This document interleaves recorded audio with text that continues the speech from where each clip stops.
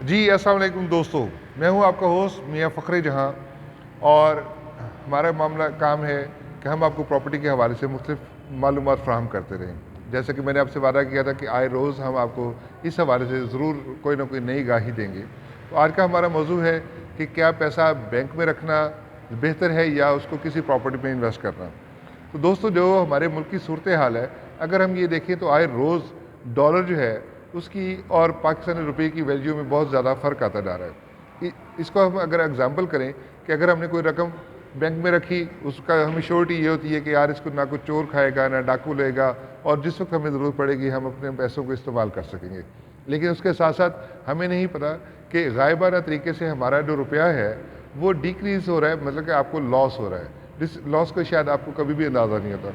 For example, आपने bank में पैसे रखे और आपकी तसल्ली ये हुई कि यार मैं जब चाहूँ मैं पैसे निकलवा सकता हूँ, मेरे पास पैसे मौजूद हैं, 10 लाख मैंने रखा था, 10 लाख मौजूद है। लेकिन आपको नहीं पता कि बड़े खामोश तरीके से आपका 10 लाख जो है वो थोड़ा होता जा रहा है, वो 9 लाख हो गया, वो 8 लाख हो गया, लेकिन आपको पता ही नहीं चला। एक सेटिस्फेक्शन थी कि आपका फिगर 10 लाख का 10 लाख कह रहे हैं, लेकिन अगर वही पैसे लेके अगर आप मार्केट में निकलते हैं तो पता चलता है कि महंगाई इस कदर ज़्यादा हो चुकी है कि आपका 10 लाख की वर्थ 10 लाख जैसी नहीं रही। तो इसलिए सबसे ज़्यादा महफूज तरीका और आसान वो ये है कि आप प्रॉपर्टी की जो एडवाइस हम आपको करते हैं कि इन चीज़ों को मद्देनज़र रखें। आप उन चीज़ों को तमाम को मद्देनज़र रखते हुए अपनी कोई भी ऐसी इन्वेस्टमेंट जो है किसी एक ऐसी जगह पर कर दें जहाँ पर आपको उसके एवज़ में एक प्रॉपर्टी को ख़रीदते वक्त जो असूल हैं उनको अपने मद्देनज़र रखें और अपनी इन्वेस्टमेंट वहाँ पर कर दें। अगर आप इन चीज़ों का कंपैरिजन करेंगे तो पता चलेगा कि आने वाले वक्तों में आपकी प्रॉपर्टी की वैल्यू भी इजाफा हुआ।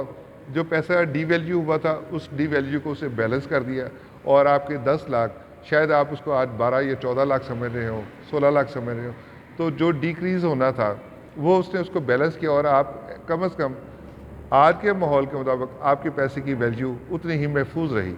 तो ये तो एक बड़ी सी एग्जांपल है कि आपने अपने पैसे को किस तरह से महफूज किया। बहुत से लोग जिनके पास वसाइल हैं आफ्टर रिटायरमेंट, वो लोग अपना पैसा बैंकों में रखवा देते हैं और बहुत ही छोटे से मुनाफे के साथ अपनी गुज़र औकात करते हैं। और हमारे माशरे में जो सबसे बड़ा एक खौफ का पहलू है वो ये होता है कि अगर हम किसी बंदे को अपनी इन्वेस्टमेंट दें तो वो हमारी इन्वेस्टमेंट खा जाता है।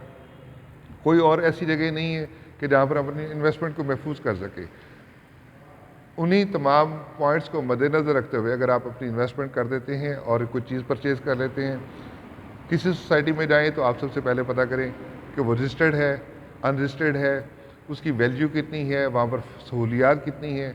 और जैसे मोटी मोटी बातें कि हमने आपको बताया कि आप अपने बिल्डर की रेपुटेशन का ज़रूर पता करें कि कौन शख्स इस काम को कर रहा है। अगर तो उसकी प्रीवियस हिस्ट्री नहीं है तो आप देखें कि जो मौजूदा लोगों ने वहाँ पर इन्वेस्टमेंट की है वो कितने सिक्योर है। अगर वो लोग सिक्योर हैं, उनकी प्रॉमिसेस पूरे किए गए हैं, तो आप भी उस जगह पर ज़रूर इन्वेस्टमेंट करें, उसकी सराउंडिंग को मद्देनज़र रखें। लेकिन अगर ऐसा नहीं है और लोग आपको बहुत सारे सब्ज़ बाग दिखा रहे हैं तो आप कोशिश करें कि आप उनसे बच सकें, अपनी क़ुव्वत इरादी को मजबूत रखें, ऐसी जगह पर इन्वेस्टमेंट ना करें।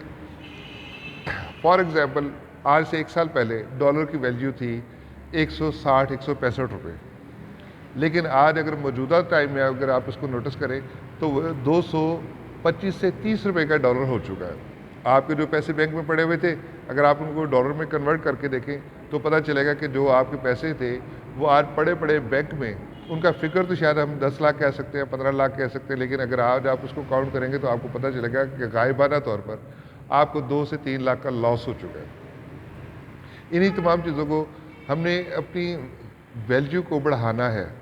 अगर हम अपने पैसों को बैंक में रख के उसका थोड़ा सा मुनाफा लेते हैं और उसके ऊपर गुज़र औकात करते हैं तो उससे ज़्यादा बेहतर है कि आप अपनी कोई ऐसी प्रॉपर्टी लें जिसको आप साल में, 1.5 साल में, 2 साल में उसको सर्कल में ला सकें। आप उसको सेल करें और उससे जो आपको मुनाफा होता है, अगर आप उस मुनाफे का कुछ हिस्सा जो कि आपको कोई बैंक मुनाफा दे रहा था, अगर आप उस मुनाफे की बजाय उस मुनाफे में से अपना हिस्सा निकालें तो आपको पता चलेगा कि आपके पास एक रीज़नेबल अमाउंट भी आ गई। उसको आप अपने साल के ऊपर तकसीम कर सकते हैं। साल के 12 माह हैं, 12 माह में आपने एवरेजली कितना खर्चा करना है, आपने कितना खर्चा करना है इन, और उसके बाद आपको उससे प्रॉफिट क्या होगा।